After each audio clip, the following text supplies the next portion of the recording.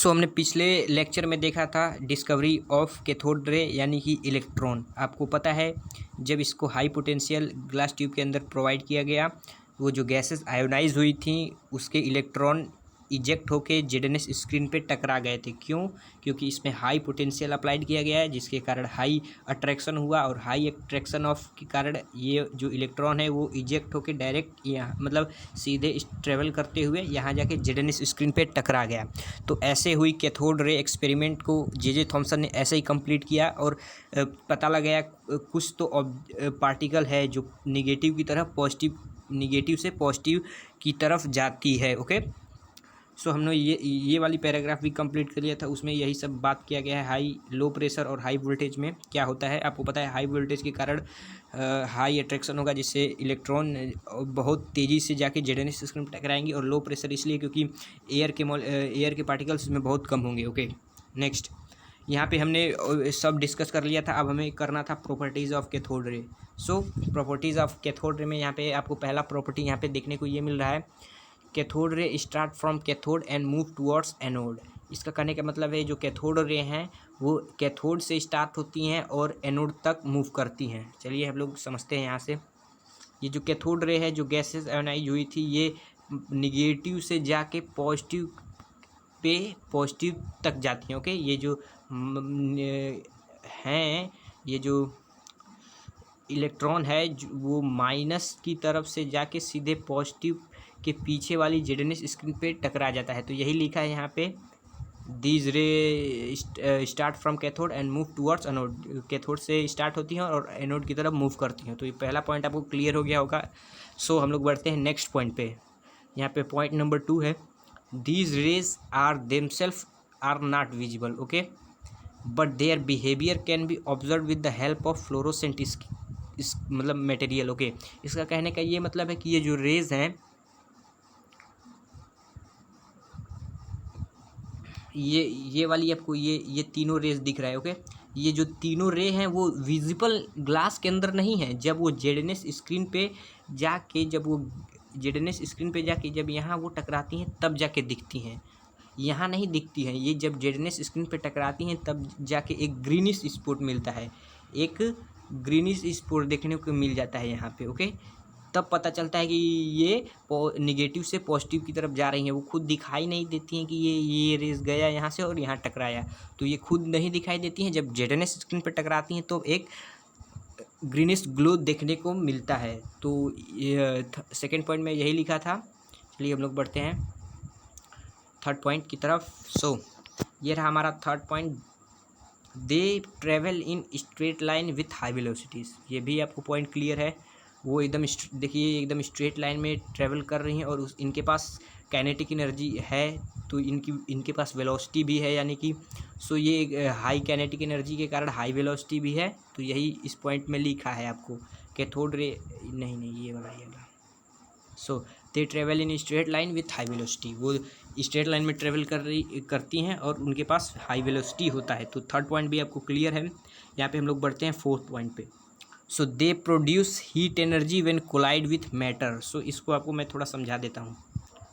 Okay, ये move कर रही हैं ऐसे, जब ये किसी मैटर पे टकराएंगी, ये जैसे मान लीजिए मैटर है, कोई भी ऑब्जेक्ट है, अगर वो टकराएंगी, इनका जो काइनेटिक एनर्जी है, ठीक है, वो यहाँ जाके जब इसमें लड़ जाएंगी तो क्या होगा, काइनेटिक एनर्जी उनका मतलब ट्रांसफार्म हो जाएगा हीट एनर्जी में। कैसे ट्रांसफार्म हो जाएगा, जब ये इस पे टकराएंगी तो यहाँ कुछ फ्रिक्शन होगा, फ्रिक्शन के कारण हीट उत्पन्न होगी। ओके, सो जो काइनेटिक एनर्जी है वो जाके अगर मैटर पे अगर टकराती हैं तो उसमें फ्रिक्शन के कारण हीट एनर्जी रिलीज होती है। तो यही हमारे फोर्थ पॉइंट में लिखा है, वे they produce heat energy when collide with matter. तो ये पॉइंट भी आपको समझ में आ गया होगा। हम लोग चाहते हैं फिफ्थ पॉइंट पे। ओके, यहाँ पे फिफ्थ पॉइंट ये कहता है, in absence of electric and magnetic field they this travel in straight line. Okay, अगर बाहर से, अगर ट्यूब के बाहर अगर हम लोग इलेक्ट्रिक और मैग्नेटिक फील्ड ना बनाएं तो ये एकदम स्ट्रेट लाइन में ट्रेवल करती हैं। इसको भी मैं आपको समझाऊंगा अच्छे से। सो सिक्स पॉइंट क्या कहता है, इन प्रेजेंस ऑफ इलेक्ट्रिक, ये इन एब्सेंस था, ये प्रेजेंस है। अगर इलेक्ट्रिक और मैग्नेटिक फील्ड बाहर से लगा दिया जाए तो कैथोड रे थोड़ा आपको उनमें चेंजेस देखने को मिल जाएगा। सो चलिए हम लोग देखते हैं क्या चेंजेस देखने को मिलेगा। सो ये रहा हमारा डायग्राम। सो अभी आपको मैं बता दे रहा हूँ कि इस पे और इस पॉइंट पे आपको ध्यान नहीं देना है, आपको केवल ये रेड वाले पे ध्यान देना है। और ये जो इलेक्ट्रिक फील्ड बाहर से लगाया गया है और ये वाला मैग्नेटिक फील्ड और ये वाला में साउथ पोल नॉर्थ पोल, ये प्लस ये माइनस, मतलब ये देखिए ये दोनों इलेक्ट्रिक फील्ड है और ये दोनों मैग्नेटिक फील्ड है। इसको हमको ध्यान नहीं देना है, बस एक नॉर्मल कैथोड समझना है। चलिए ये देखिए, ये जब यहाँ से रेड मूव कर रही हैं, ये देखिए वे जब ये कैथोड से एनोड की तरफ जा रही हैं बिना अगर ये इसको हम लोग ना रखें तो ये एकदम सीधी चली जाएंगी और जेडएनएस स्क्रीन पे यहाँ एकदम सेंटर पे ग्लो आएगा। ओके, अगर अब हम लोग थोड़ा सा चेंज कर देते हैं ओके,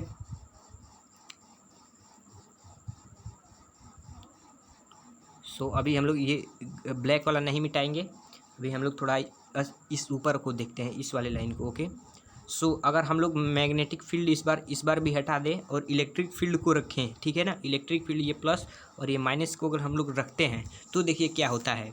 ये जब जो कैथोड रे हैं ये यहाँ से तो जाएंगी, मगर जो ही ये यहाँ आएंगी। ओके, सॉरी गलत हो गया, हम लोग को इधर दिखना है, इधर। सो इस पॉइंट को हमको नहीं देखना है। ओके, इस वाले रेस को हमको नहीं देखना है, हमको इस वाले रेस पे ध्यान देना है कैसे ये इधर आ गई। ओके, सो जब ये कैथोड रे ट्रेवल करेगी उसके बाद क्या होगा, ये देखिए ये प्लस ये माइनस है और ये प्लस है, और कैथोड रे आपको पता है कि वो निगेटिवली चार्ज है। ये इस वाले प्लस में और इस वाले माइनस में और इस वाले माइनस में रिपल्सन होगा, जिसके कारण ये रेज बेंट हो जाएंगी और बेंट होकर जेडएनएस स्क्रीन पे यहाँ टकराएंगी। चलिए हम आपको फिर से समझा देता हूँ, पूरा स्क्रीन क्लियर कर देता हूँ आपको। सो हम लोग वैसे आपको मैग्नेटिक फील्ड पे ध्यान नहीं देना है, अभी इलेक्ट्रिक फील्ड आपको समझना है। सो देखिए जो ही ये कैथोड रे आगे बढ़ रही हैं, ये देखिए ये आगे बढ़ रही है, फिर ये माइनस और ये माइनस दोनों के बीच में रिपल्सन होगा, इसी का कारण ये बेंट होके यहाँ आके टकरा जाएंगी।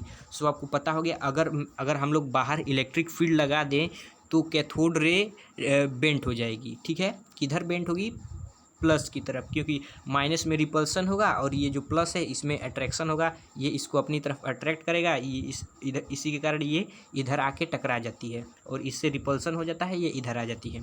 आपको समझ में आ गया ये वाला पॉइंट, ठीक है।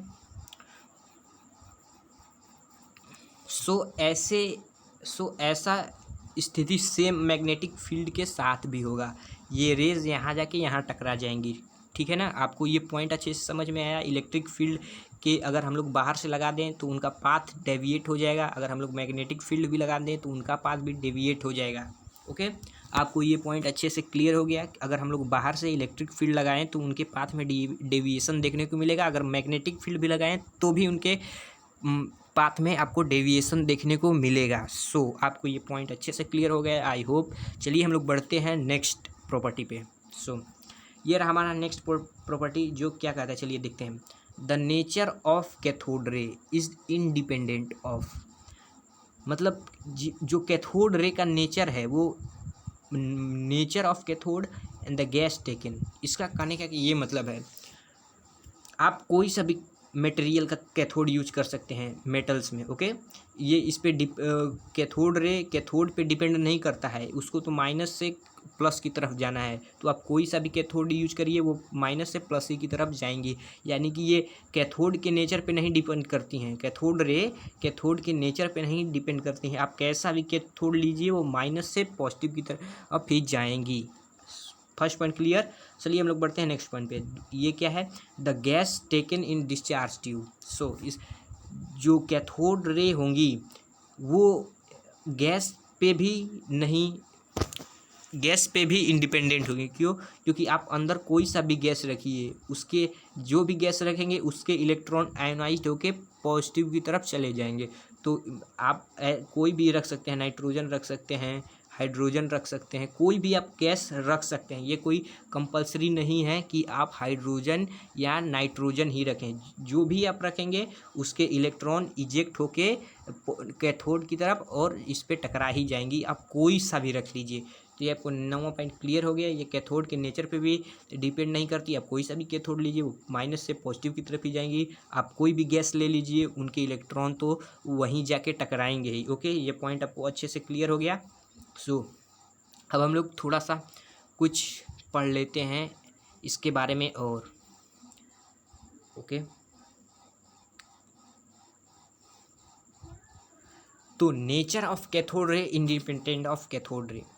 आप कोई सा भी कैथोड यूज करिए, जो चार्ज है, ओके, जो इलेक्ट्रॉन का जो चार्ज है वो सेम रहेगा। ओके, सेम रहेगा। आप कोई सा भी कैथोड, चाहे आप मतलब चाहिए आप स्टील का यूज करिए, चाहे कोई भी यूज करिए, जो इलेक्ट्रॉन का चार्ज रहेगा वो सेम ही रहेगा। ओके, और वो सेकेंड पॉइंट क्या कहता है, ओके, ये सेकेंड पॉइंट पे सॉरी, और क्या होता है इसके, और मैं आपको समझाता हूँ। आपको पहले ये समझना है कि चार्ज इंडिपेंडेंट है। चार्ज इलेक्ट्रॉन का चार्ज एक ही रहेगा। आप चाहे कैथोड यूज कर लीजिए कोई सा भी। ओके, सेकेंड हम लोग बढ़ते हैं मास। जो इलेक्ट्रॉन का मास होगा वो सेम होगा। आप कोई सा भी कैथोड यूज करिए, कोई सा भी गैस यूज करिए, जो इलेक्ट्रॉन का मास है वो सेम आपको मिलेगा। सो तो इस पूरे हमको पॉइंट में यही मिला कि न चार्ज बदल सकता है कुछ यूज करने पे, न मास बदल सकता है। ठीक है, तो यही इस प्रॉपर्टी का मतलब है। ओके, यही इस प्रॉपर्टी का मतलब है, charge by mass. Okay, so हम लोग नेक्स्ट स्लाइड पे बढ़ते हैं। So charge by mass,